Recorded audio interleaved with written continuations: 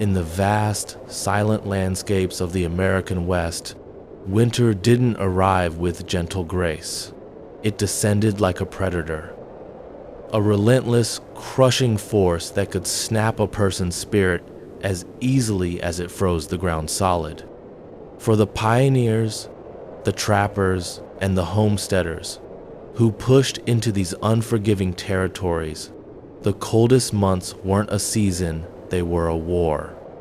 A war fought not with bullets and bravado, but with needle and thread, axe and spade, and a deep, quiet resilience that we've largely forgotten. This was a time before central heating, before insulated jackets, before a grocery store was just a drive away. Survival was a craft, a science, and an art form all at once, something you practiced every single day against overwhelming odds. The margin for error was razor thin. One miscalculation, one moment of being unprepared, could mean the difference between seeing the spring thaw and becoming a permanent part of the frozen landscape. So, how did they do it? How did ordinary people, with little more than what they could carry, endure a cold so profound it could steal the breath from their lungs? The answers aren't in grand tales of heroism, but in the small, ingenious details of their daily lives. They're etched into the fabric of their clothing, built into the earthen walls of their homes, and preserved in the smoky taste of their winter rations. Imagine a cold so deep it crystallizes your words in the air. A cold that seeps through the thickest logs of your cabin and turns your morning breath into a cloud of frost right above your face. This was the silent daily enemy for the settlers of the American frontier. With no Gore-Tex, no insulated homes, and no guarantee of their next meal, how did they not just survive, but endure winters that could drag on for months, stretching into a seemingly endless sea of white? The answers lie in their ingenuity, their incredible endurance, and a collection of forgotten secrets that turned the unforgiving wilderness into a home. Before a settler could even think about their shelter or their next meal, they had to fight the cold on the most personal level, their own skin. The battle against the brutal winter began with the clothes on their back, a multi-layered defense system that was as vital as any fortress wall. In an age without synthetic fabrics, one material stood above all others as the undisputed king of the frontier winter: wool. Forget the soft merino sweaters of today. Frontier wool was a different beast entirely. It was thick, heavy, and often coarse and itchy, but it had a near magical property that made it worth its weight in gold. It insulates even when wet. This was a life-saving trait. In a world where a sudden slip into an icy creek or getting caught in freezing rain could be a death sentence, cotton would hold that moisture against the skin, sucking away body heat. Wool, however, would keep trapping a layer of warm air, giving its wearer a fighting chance to get to safety. This material was so crucial that a family supply of it was a communal treasure, a shared arsenal against the cold. So what did that look like? Picture a frontiersman getting dressed for a winter day. The first line of defense was a base layer, often long underwear made of flannel or wool. Over this came a thick wool shirt, then a wool vest to protect the body's core, where warmth was most critical. The outermost layer was a heavy wool coat, sometimes called a frock coat, built to break the wind and shed snow. Their pants were also made of heavy wool, and for those on horseback, these were often reinforced with leather chaps for another layer against the biting wind.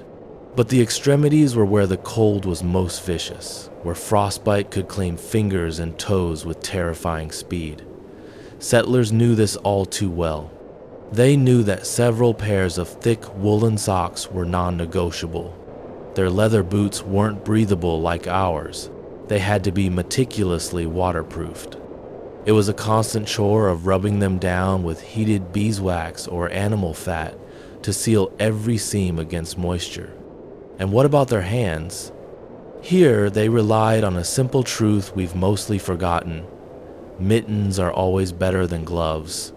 While gloves isolate each finger to freeze on its own, mittens keep them together, sharing warmth in a small, self-contained pocket of air. These weren't store-bought. They were often handmade from scraps of wool or leather, and for extra insulation, they'd be stuffed with anything that could trap air: dried moss, rabbit fur, or even the soft, downy hair of a buffalo. The final, and maybe most important, piece of this winter armor was the hat. A huge amount of body heat is lost through an uncovered head, a fact not lost on the pioneers. A simple wool hat pulled down low was the bare minimum. But the ultimate defense was fur. A hat made from beaver or rabbit pelt, or a coat lined with the thick hide of a buffalo, offered a level of insulation wool just couldn't match. In a howling blizzard, when the world was nothing but a swirling vortex of white, a fur-lined coat wasn't a luxury. It was the fragile membrane between life and death. The ingenuity didn't stop there. In an emergency, you had to improvise.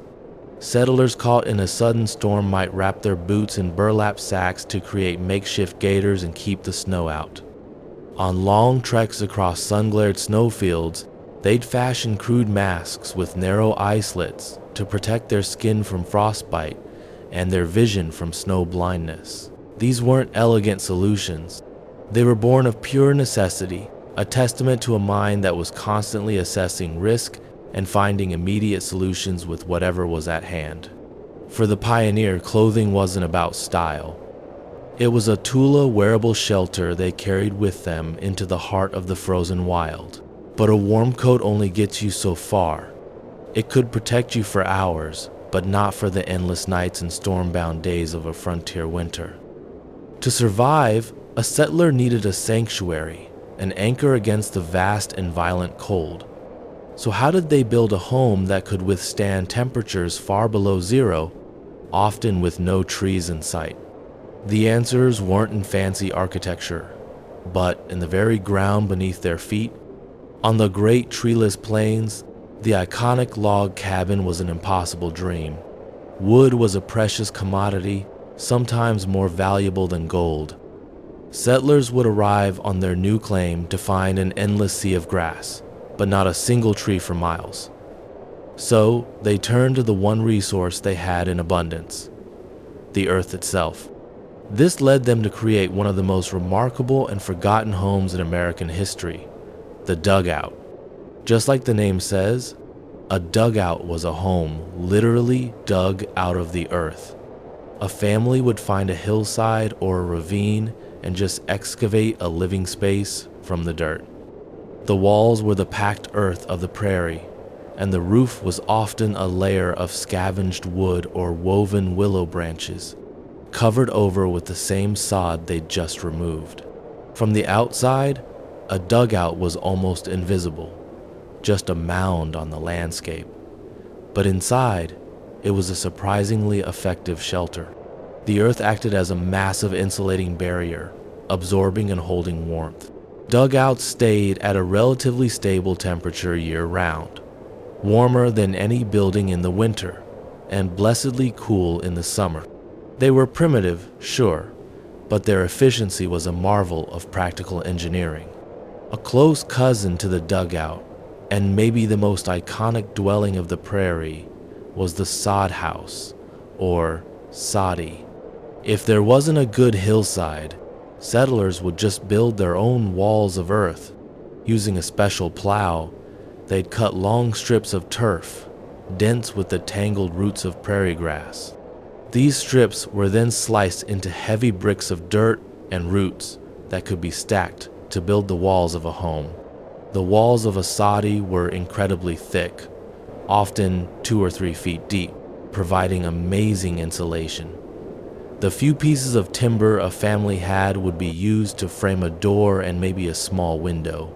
Living in a house made of dirt was a strange and often tough experience. The saying on the prairie was that a soddy was warm in the winter, cool in the summer, and a mess all year round. Dirt would constantly sift down from the ceiling, coating everything in a fine layer of grit. Unwanted guests like insects, mice, and even snakes could burrow into the thick earthen walls. A heavy rain could turn the roof into a leaky, muddy sponge that dripped for days. And yet, for all their flaws, these earthen homes were sanctuaries.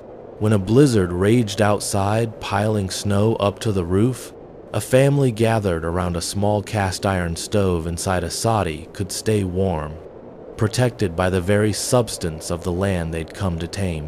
Where there were trees, in the mountains and eastern parts of the West, the log cabin was the shelter of choice. But these weren't the neat, tidy cabins we imagine. They were a constant battle against the wind. Every gap between the logs was a weak point, and settlers spent countless hours chinking them with anything they could find, a mix of mud and grass, clay, moss, even strips of old rags. Every single autumn, a family would inspect their cabin, sealing every crack that could let the precious heat from their fire escape. Windows were another weak point. Glass was a rare and expensive luxury that was hard to transport without breaking.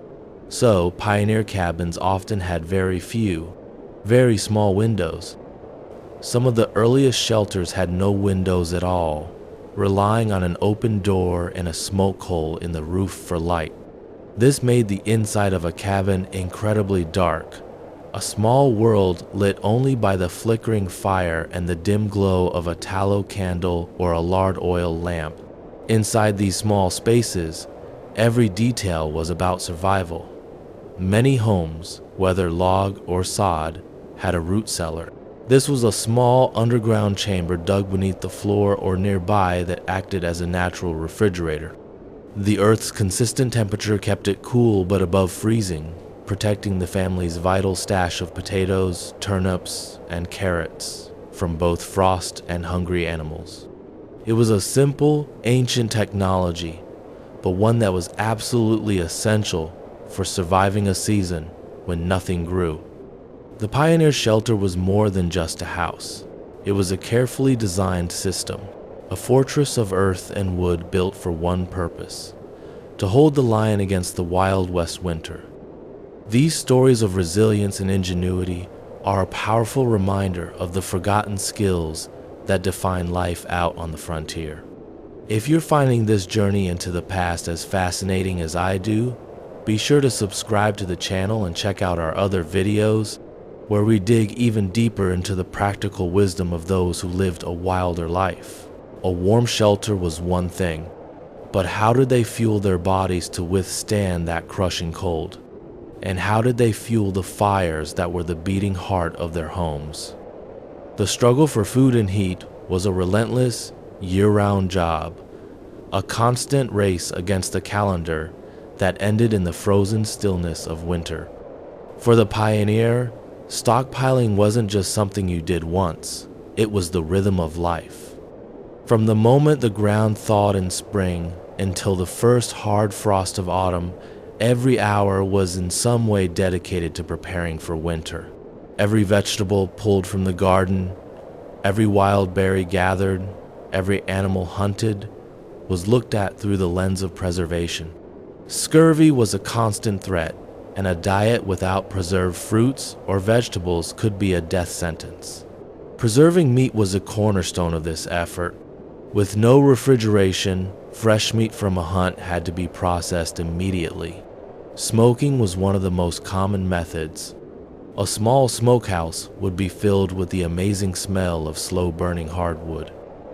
The meat, first cured in salt to draw out moisture, would hang in the smoky air for days, slowly becoming preserved enough to last for months.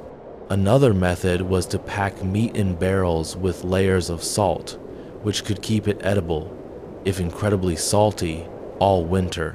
When it was time to eat this salt-cured meat, it was a long process of soaking and rinsing just to make it palatable. Fruits and vegetables had their own set of techniques. The mason jar was a revolution for some, but drying was one of the most common methods.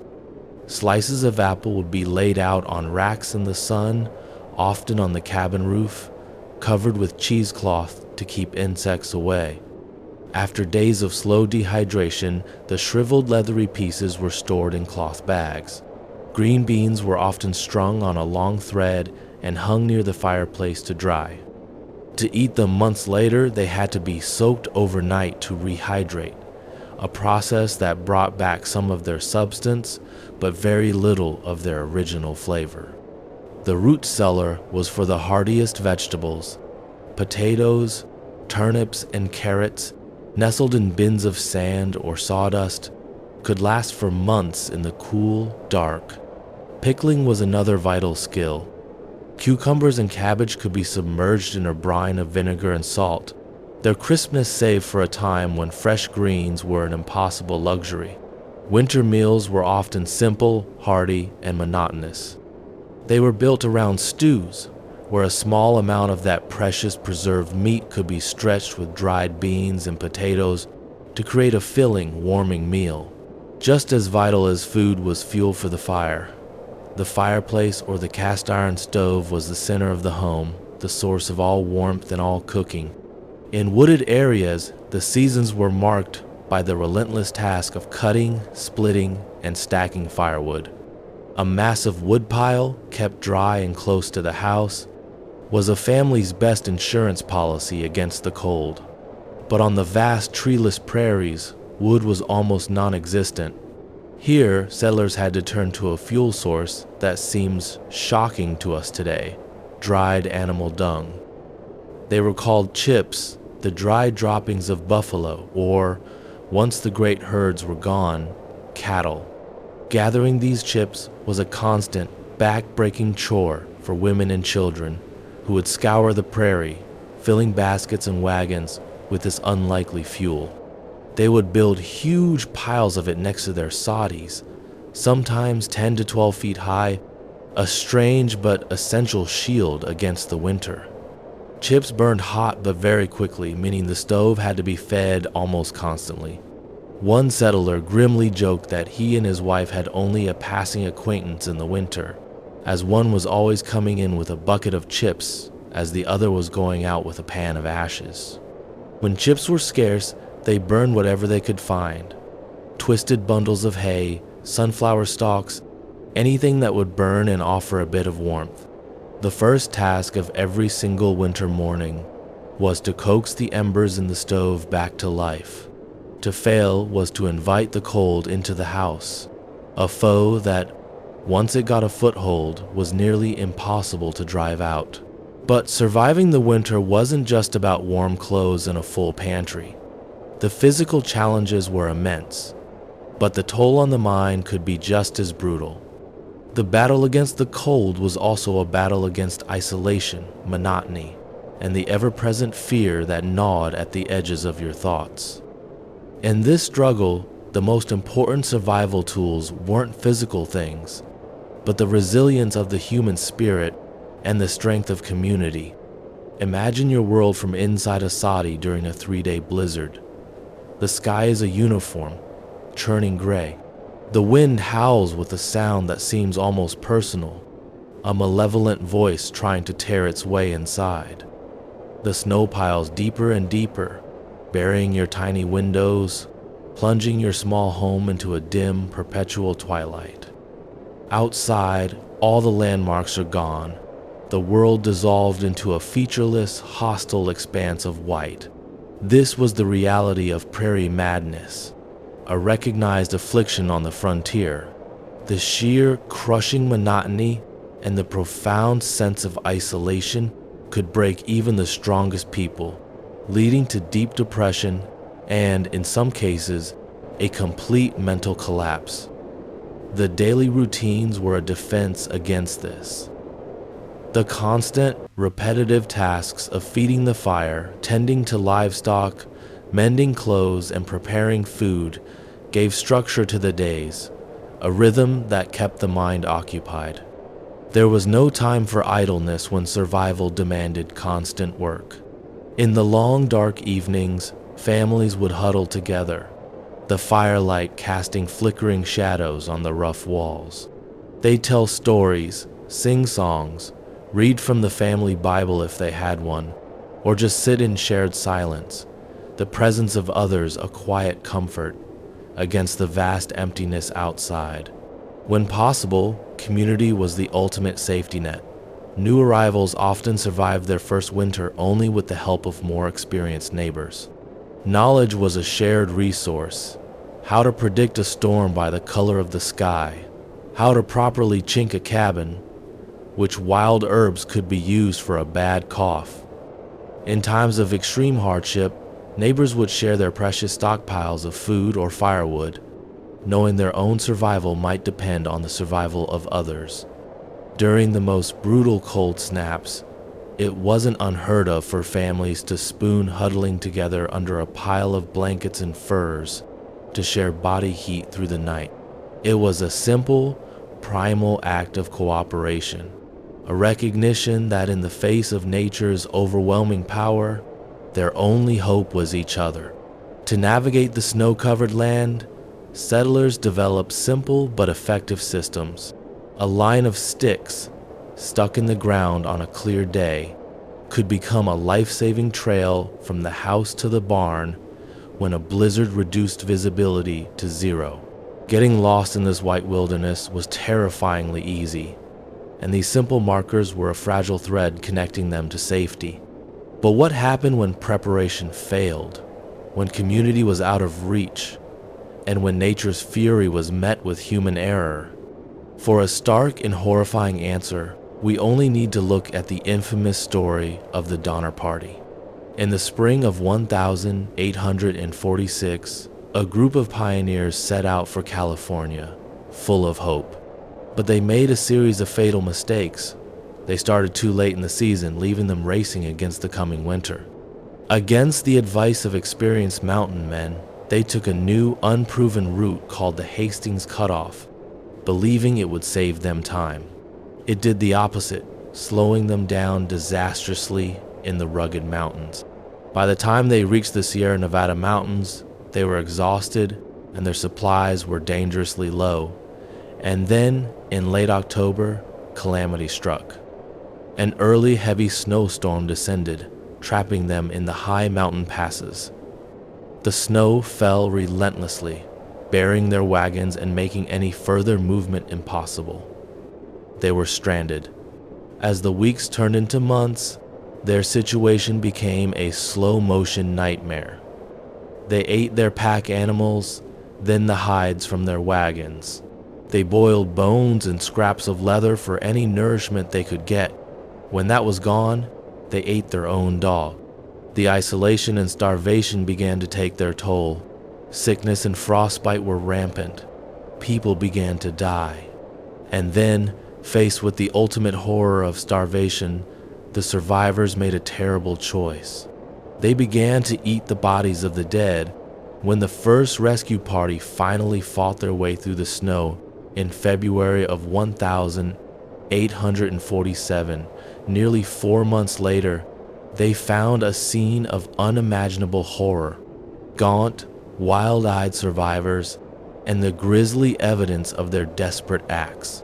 Of the 87 members of the Donner Party, only 48 survived. Their story became a chilling cautionary tale, a testament to what could happen when the unforgiving rules of the frontier were not respected. It stands as a dark reminder that in the Wild West winter, ingenuity and resilience weren't just virtues, they were the absolute price of survival. In the vast, snow-blanketed landscapes of the Wild West, where icy winds cut through the canyons and endless plains lay frozen under gray skies, animals were far more than just creatures wandering the wilderness.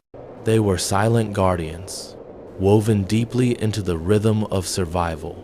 Horses, strong and stoic, stood tethered outside cabins, their breath fogging into clouds that rose and vanished in the frigid air. These horses, often the only means of swift travel or hauling heavy loads, grew shaggy winter coats that shielded them from blizzards. Settlers would rub them down with burlap sacks and feed them precious handfuls of oats or corn mash when grazing became impossible. Without these horses, Journeys for supplies or help during winter sickness were unthinkable. Some families even slept near their animals in barn extensions to share warmth on the most bitter nights. Cattle huddled together, steam rising from their bodies like an ancient ritual. In severe winters, ranchers drove them into protected valleys or built windbreaks from felled trees, stacked brush, or rough planks to shield them from howling gales. Losing cattle to frostbite or starvation meant a loss of livelihood, meat, and milk, so these creatures were guarded as fiercely as gold. Then there were the humble chickens. Inside barns or small coops lined with straw, these birds clucked quietly, their eggs a precious daily blessing. Settlers often placed clay pots filled with hot coals in the coop corners to keep them from freezing to death. When these small fires burned out before dawn, frozen combs and lifeless hens would greet them at first light. Dogs were more than pets. Thick-furred shepherds, collies, and mastiffs slept at doorways or beneath children's beds, guarding homes from intruders, both animal and human, while providing warmth.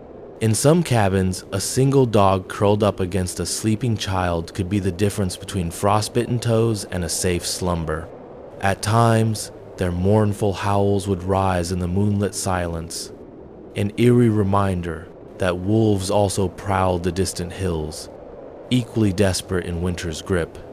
And in the hidden corners of attics, barns, and root cellars, small creatures like barn cats hunted mice that gnawed at precious food stores. Their silent vigil, flicking tails and glowing eyes in lantern light, kept families from waking to gnawed bags of flour or spoiled grains. These animals, great and small, endured the same savage cold, their breath rising in quiet defiance against winter's iron hold. They were not just companions, livestock, or working beasts. They were the silent guardians of the Wild West's winter frontier, sharing in the struggle for survival with a grace and stoicism that settlers deeply respected. For in a world stripped down to essentials, where frozen winds battered the land and life was pared to its bare bones, it was often the warmth of a creature beside you, the clop of hooves through snow, or the steady thrum of a horse's heartbeat beneath your gloved hand that whispered one undeniable truth. You were not alone in this long, bitter winter. In the Wild West, winter did not simply trap people in their cabins, it challenged them to venture out when they least wished to. There were times when staying put meant hunger, illness, or isolation too deep to bear. And so, families, trappers, mail riders, and traders would set out into the snow, forging frostbitten trails through a land that seemed determined to swallow them whole. The journeys began at dawn or before, when the world was still dark, and the only light was the flicker of an oil lamp inside the cabin door. Travelers layered on scratchy wool shirts, thick fur-lined coats, mittens stiff with prior frosts, and scarves wound tightly around raw wind-burned faces. Boots were stuffed with extra rags or dry straw to hold back the cold that seeped up relentlessly from the frozen ground. Horses or mules were saddled while they stamped and snorted steam into the air, nostrils rimed with ice before the sun had touched the horizon. Sleds, when snow was deep enough, were loaded with sacks of grain, barrels of flour, or simply a single desperate letter bound for a family miles away. Some settlers traveled on crude snowshoes, bent willow branches lashed with rawhide strips, or hitched their animals to makeshift sleighs. The creak of leather harnesses and the jingle of tack were sometimes the only sounds for miles. Trails vanished under new snowfall overnight, so travelers relied on landmarks. A lone, wind-twisted tree, a rock outcropping like a jagged tooth against the sky, or a bend in a frozen creek where the ice always cracked in the same place. Some carried bits of colored cloth or stripped bark to mark their path for the return. The risk of getting lost was constant. Blizzards could roll in with terrifying speed. blanketing every trace of hoofprint and boot mark in minutes. Many tales were told, whispered by firelight, of men who wandered in circles for days until exhaustion claimed them beneath a drift. So they learned to read the wind's bite, the feel of snow underfoot dry and crunchy when the air was brittle, damp and heavy when storms gathered. The dangers were not just the cold and the snow. Hidden beneath the white blanket were pitfalls, frozen streams that cracked open under a horse's weight, exposing dark water and a deathly chill, sudden drifts that swallowed sled runners and broke axles, hungry predators shadowing travelers in the dusk. And yet, when needs pressed hard enough, people went anyway with rifles slung across shoulders, pockets stuffed with jerky and biscuits that turned to rock in the cold, and hope flickering like a lantern flame in the darkness. Sometimes they traveled alone, sometimes in pairs or small groups, speaking little because each breath froze against lips and lashes. In these moments, the winter trail was a place of silent bargains, each step a promise to keep moving, each mile a test of will against a landscape indifferent to human struggle. When they returned, if they returned, they came home with cheeks raw and red, eyes rimmed with frost, and stories to tell by the fire. Tales of how the trail shifted like a ghost under moonlight, how the snow sighed under sled runners, how the wind howled and the stars looked down with a cold, distant mercy. And for those who slept warm that night in cabins made snug with flickering hearths, the knowledge of what it took to walk those trails made the creak of the log walls and the hiss of the fire all the more comforting, a reminder that survival was not just a thing of sturdy boots and strong backs, but of courage carried through drifts and darkness, step by frozen step. When the Wild West lay locked beneath ice and snow, with icy winds bending the skeletal trees and drifting through cabin chinks, hunting became a matter of survival. Summer's salted meat stores dwindled. The last of the smoked fish was rationed to crumbs. Flour and beans could fill bellies, but did little to sustain the strength needed for chopping wood, tending livestock, or breaking trails. And so, when days grew short and the cold gnawed at every beam and bone, settlers turned to the winter hunt. The hunt began before dawn, while the stars still glimmered like shards of broken glass across the ink-black sky. Hunters would rise in silence, slipping into layers of wool and fur with a single thought: warmth must be trapped before it escapes. Mittens thick with rabbit fur, hats lined with coyote, moccasins wrapped in deer hide and stuffed with dry grass or moss, each piece laid out the night before, ready for a swift departure. Outside, rifles were checked under lantern light. Powder horns were slung over shoulders, and bags of shot or lead balls clinked softly with each careful step. Some carried bows when gunpowder was low, arrows fletched from turkey feathers, the shafts whittled by firelight over long winter evenings. Snow told stories to those who could read it. Tracks pressed clearly into its smooth surface. Tiny, delicate prints of rabbits and squirrels, narrow, winding trails of weasels, or the broad, splayed impressions of deer moving cautiously through drifts. Hunters learned to see these signs. The depth of a print told them how recently an animal had passed. A sudden burst of churned snow revealed a startled flight. They followed the faint yellow stains where animals relieved themselves, the snap tips of young pine where deer nibbled, or the narrow paths leading to hidden burrows. Rabbits were the most common winter game. Traps were set along hedgerows or in thickets, using nooses of braided horsehair or small deadfalls baited with twigs and bark. A single rabbit trapped overnight meant broth for days. Squirrels were shot from branches when found, their gray bodies tumbling into the drifts below with a muffled thump. Larger game, such as deer or elk, meant venturing deeper into silent forests. There, under towering pines heavy with snow, hunters would walk slowly, each breath pluming in front of their face.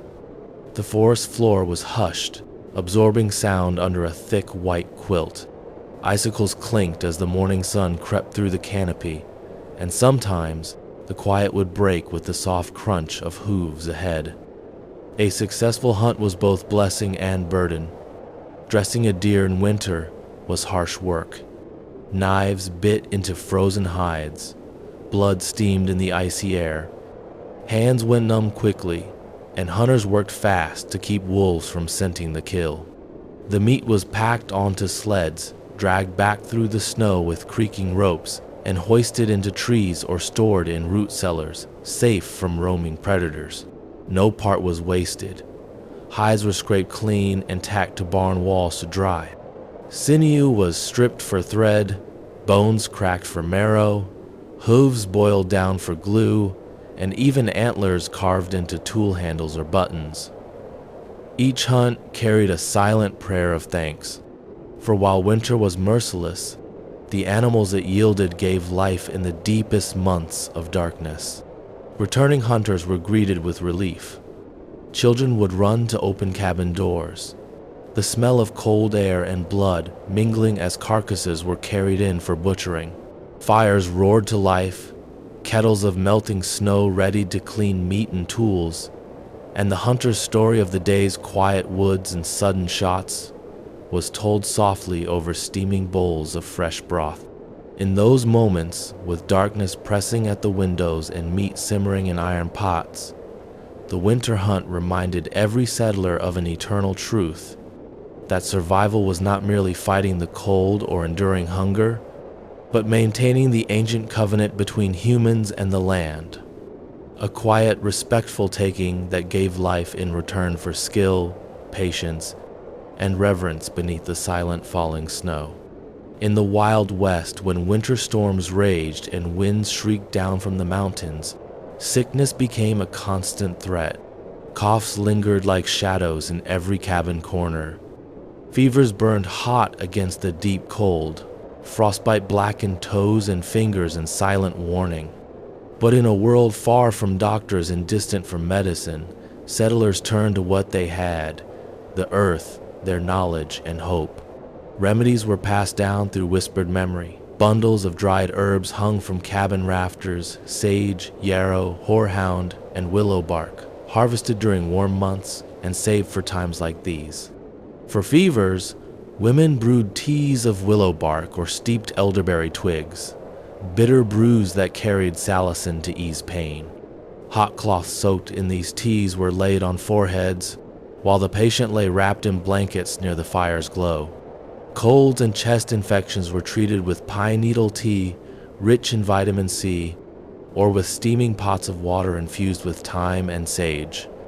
The sick would bend their faces close to the rising vapors, inhaling deeply until their lungs felt clear and their heads light. Sometimes, settlers chewed raw garlic or onions to draw out illness, the strong, pungent scent filling entire rooms for days. When frostbite struck, it was treated with both urgency and superstition. Snow was brushed away from frozen skin, and the blackened flesh was slowly warmed by the heat of another person's hands or submerged in tepid water. Too hot, and the skin would blister and die. Too cold, and the rot would spread. Some believed rubbing frostbitten limbs with snow itself would help, while others massaged gently with bear grease or lard to restore circulation. For aching joints stiffened by bitter cold, settlers boiled mustard seeds and applied the paste to swollen knees and elbows, binding them with strips of flannel. Pine resin salves were rubbed into cracked heels and hands, sealing the skin from winter's dry, biting air. Beeswax mixed with bear fat or goose grease made thick, golden balms to soothe burns, blisters, and chapped lips.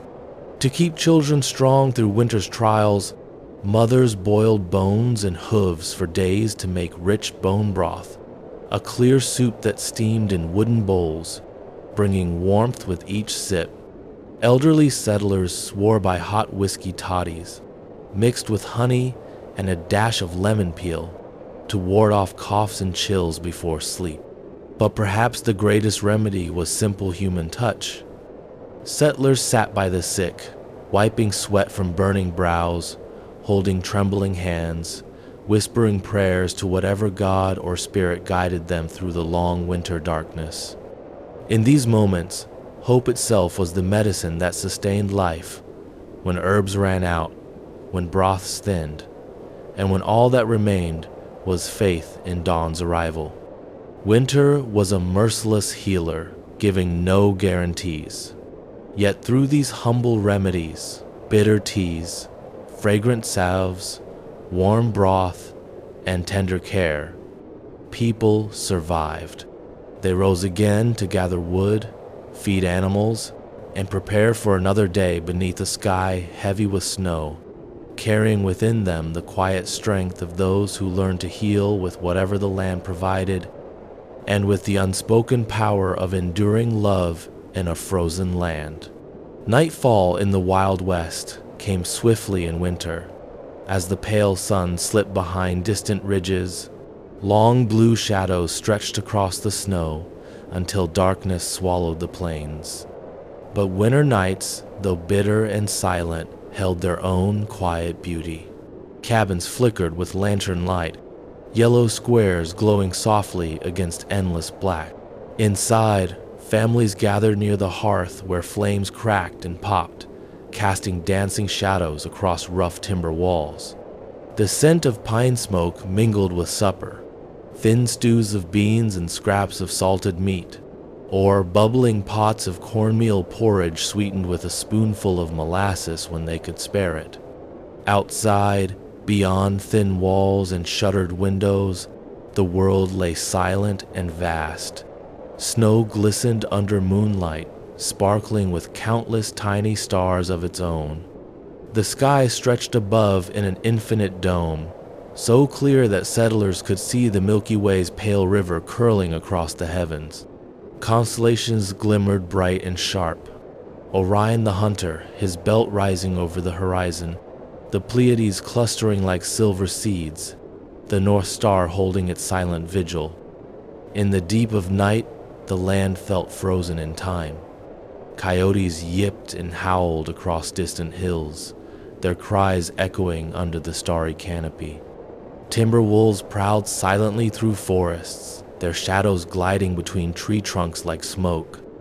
Sometimes, the sharp crack of shifting ice on riverbeds would ring out into the stillness, a sudden reminder that even the frozen earth moved and groaned beneath its white prison. Within their cabins, settlers prepared for sleep with quiet rituals. Boots were lined up near the hearth to dry. Blankets were layered thick upon straw mattresses or buffalo robes spread on wooden bed frames.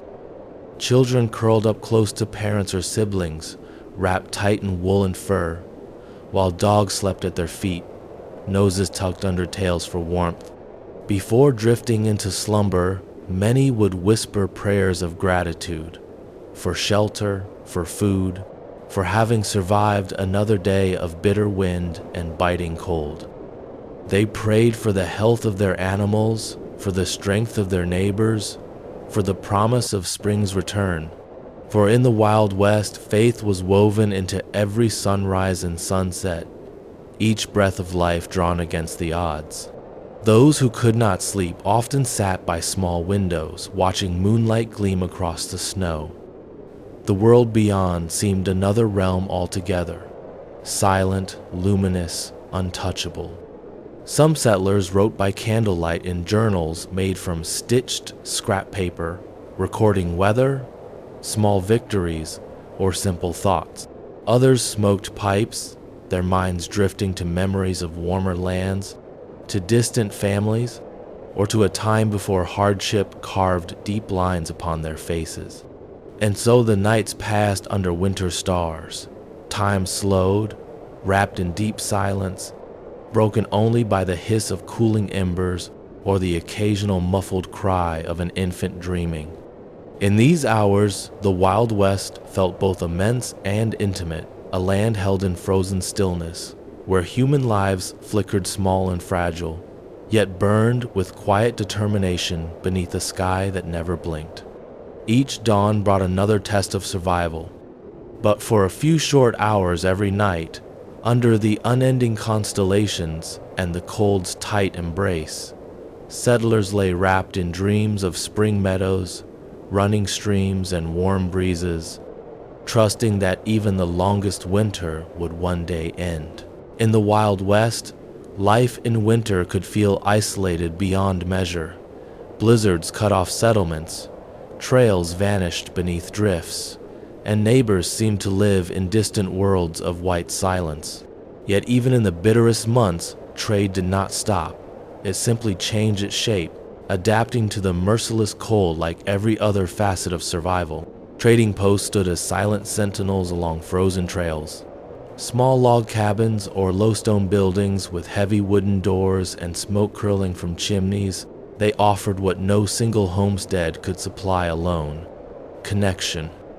Their shelves, though often sparse in winter, held treasures essential for enduring the season: coffee beans, salt, lamp oil, dried apples, tobacco, gunpowder, nails, lengths of rope, bolts of rough wool cloth, and sometimes small luxuries like peppermint candies or a tin of tea. Merchants who ran these posts watched the horizon each morning for signs of travelers. A faint plume of snow in the distance might herald a rancher coming to barter for flour, or a trapper dragging a sled laden with pelts. Fox, beaver, rabbit, or coyote, their winter coats thick and gleaming, destined for traders heading east when spring thawed the mountain passes. Trade was often silent and swift. The cold bit hard at uncovered hands, so deals were struck quickly. A few tan hides could be swapped for needles and thread, or for precious lamp oil to light long winter nights. A jar of honey fetched a high price when sugar was gone. Ammunition, always in demand, could be traded for fresh cured ham or slabs of salted venison. Sometimes the currency was simply credit scribbled into a small leather-bound ledger, trust carried forward into the promise of spring repayment. In isolated homesteads, women created trade economies of their own. Quilts sewn through dark winter evenings were bartered for root vegetables grown in better soils. Beeswax candles molded in iron pots were swapped for handfuls of dried herbs. Knitted wool socks, prized for their warmth, moved quietly from cabin to cabin in exchange for churned butter or small loaves of sourdough bread. Traveling merchants risked the winter trails, loading pack horses or small sleds with goods and making rounds through settlements and mining camps. Their arrival brought a brief flicker of excitement, news from distant towns, letters carried between snowbound families, rumors of who had fallen ill, who had married, who had moved on westward before the snows set in.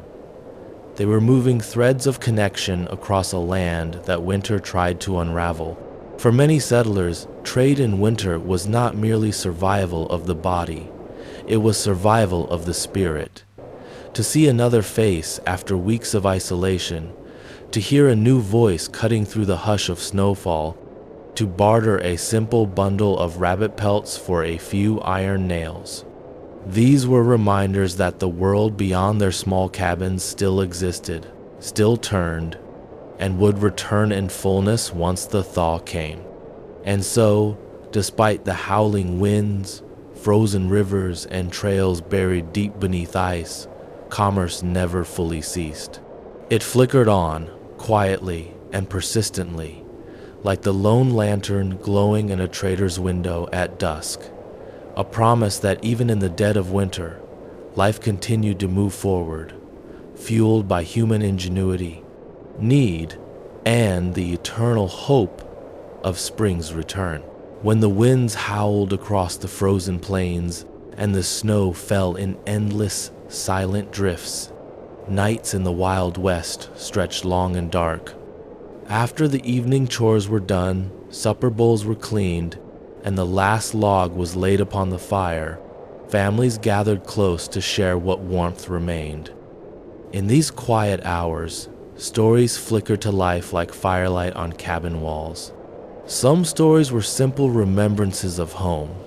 Old men with gnarled hands resting on their knees spoke softly of green farmlands in Kentucky or moss-draped riversides back in Carolina. Their voices, low and deep, rumbled like distant thunder as they described summer days beneath tall oak trees or fishing in clear winding streams. For children born on the western plains, these tales felt like legends of another world, beyond the reach of snow and ice. Women shared stories of courage and caution. They spoke of midwives who traveled alone through midnight blizzards to deliver babies in distant cabins, of neighbors who gave their last flower to a starving family, or of the old woman who cured winter fevers with willow bark and whispered prayers. These stories carried lessons hidden in quiet words. Kindness repaid kindness. Courage defied even the fiercest storms, and wisdom was as vital as food. Then came the legends, darker, stranger tales whispered as the fire burned low. Stories of shadowy figures who walked the snow at night, their footprints vanishing behind them. Some told of the frost wraith, a woman-shaped spirit dressed in wind and ice, said to roam the plains seeking warmth she could never feel. Children pulled blankets higher at such words, imagining pale faces pressed against frosted window panes. Others spoke of the Wendigo, a creature from native legend, born of winter starvation and human greed. It was said to roam the forests with empty, glowing eyes and a mouth forever hungry, hunting those who wandered too far from firelight. Men would nod solemnly at such tales, for while some thought them foolish, others believed the Wendigo was simply a name given to the madness that came from starvation in snowbound camps. To soothe frightened minds, grandparents would end the night with gentler tales of the star woman who sewed constellations into the sky each evening, so travelers would never lose their way, or of the giant snow hare who carried the moon on its back, leaping across the heavens to keep winter bright. In some cabins, young voices added their own inventions: mice who wore tiny boots to keep their feet warm, bears who sipped pine needle tea to cure winter colds, or heroic chickens who saved their coops from prowling foxes. Laughter rose softly then, filling the darkened room with warmth that no hearth could provide alone. When stories ended, silence returned. Flames burned low, casting long shadows across the worn plank floors. Outside, snow continued to fall, piling higher against log walls. But within those stories, woven of memory, legend, fear, and hope, settlers found strength. They were reminders that though winter pressed hard against their world, it could not bury the imagination, nor the bond of voices shared in flickering lamplight. And so, night after night, tales passed from one generation to the next, keeping minds alive and hearts brave until the long-awaited dawn arrived, promising another day closer to spring. Winter in the Wild West was a season of stillness, but beneath its silent snow lay currents of human nature that never froze. Law and crime moved with the same inevitability as drifting ice on riverbeds, and justice, like survival itself, adapted to the season's harsh demands. In small frontier towns, sheriffs patrolled wooden boardwalks lined with snowdrifts that reached halfway up saloon doors. Frost gathered on their mustaches as they walked their rounds, boots crunching over packed ice. Their coats were lined with wool and fur, their hands wrapped in mittens that still left fingers nimble enough to draw a revolver if needed. A tin star pinned to a heavy winter vest offered little warmth, but it marked them as the one standing between order and chaos in a season that tested men's tempers as much as their endurance. Crimes in winter often stemmed from desperation rather than greed. A man might steal firewood stacked outside another's cabin to keep his own children alive through the night. A traveler trapped by storms could slaughter another settler's calf to survive starvation. Such acts left communities torn between compassion for the cold-bitten thief and the hard truth that mercy, if overextended, might doom everyone. Other crimes were darker. Isolation bred secrets. In mining camps, saloon brawls still erupted under lamplight, fueled by rot-gut whiskey and the suffocating weight of endless snowbound weeks. A punch thrown over a gambling debt could end with a man dying in the frozen street, his blood steaming on packed snow before seeping into the earth and vanishing beneath the next snowfall. When arrests were made, justice was swift. Jails were often no more than log sheds with iron bars nailed across small windows, their dirt floors strewn with straw. Cold seeped through the walls until breath frosted in midair. Prisoners wrapped themselves in whatever rags they owned, their teeth chattering as they waited for trial. Trials, when held, were informal gatherings around pot-bellied stoves in town halls or saloons, pressed into service as courtrooms. A local judge, often the sheriff himself or a respected elder, listened to testimony while snow howled outside. Jurors sat with steaming mugs of chicory coffee or pine needle tea, their verdicts driven by practicality as much as morality. Winter could not afford drawn-out justice.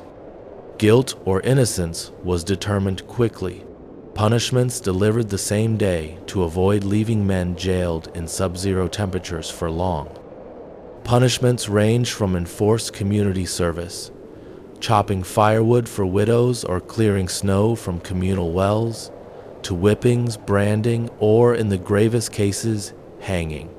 Gallows erected in winter became silent sentinels against the gray sky, their ropes frozen stiff.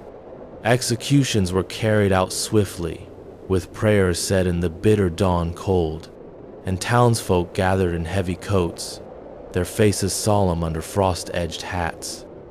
Yet winter justice was not always harsh. Often, disputes ended with simple acts of survival-based mercy. A man forgiven for stealing a rabbit snare when his family was starving, so long as he shared his next catch.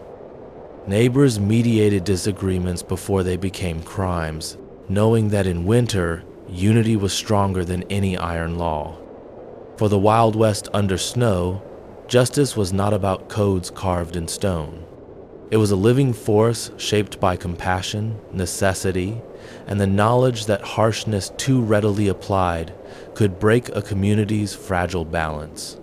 Winter's iron grip held all men equal in the end, and so its justice demanded wisdom. The wisdom to punish, yes, but also to forgive, so that when the thaw finally came and rivers flowed free again, there remained a people still bound together, ready to build anew beneath spring's gentle sun. Winter in the Wild West was a season of sound and silence, each woven together into a quiet music that filled every dawn and dusk. For settlers listening from cabins of timber and earth, the sounds of snow became part of life's rhythm, echoing within their minds long after the season had passed. At first light, silence lay heavy across the land, deeper than any hush known in summer. Snow muffled every surface, the prairie grasses buried under drifts, the wagon tracks erased overnight, and the forest standing in solemn stillness, their branches bent under white weight. When settlers stepped outside at dawn, the only sound was the crunch of packed snow beneath their boots, each step echoing loudly against the silence. But winter was never truly silent. If they listened closer, there was music hidden within its cold embrace. Frost creaked softly across cabin roofs as timber beams contracted in the chill, a slow groaning sound like ancient doors swinging in the wind. Icicles formed under eaves and along fences, dripping with faint rhythmic plinks whenever the midday sun melted their tips. Storms brought their own symphonies. At first came the low moan of wind through distant canyons, rising until it howled across plains, with a shrieking cry that rattled window shutters and sent sparks swirling up from cabin chimneys. Snow fell in sheets, hissing as it swept sideways against walls, while inside, families spoke in hushed tones, voices blending with the restless song of the blizzard outside. In the forests, storms made the pines sing. Wind gusted through their needles with a sound like rushing river water, rising and falling in ghostly waves.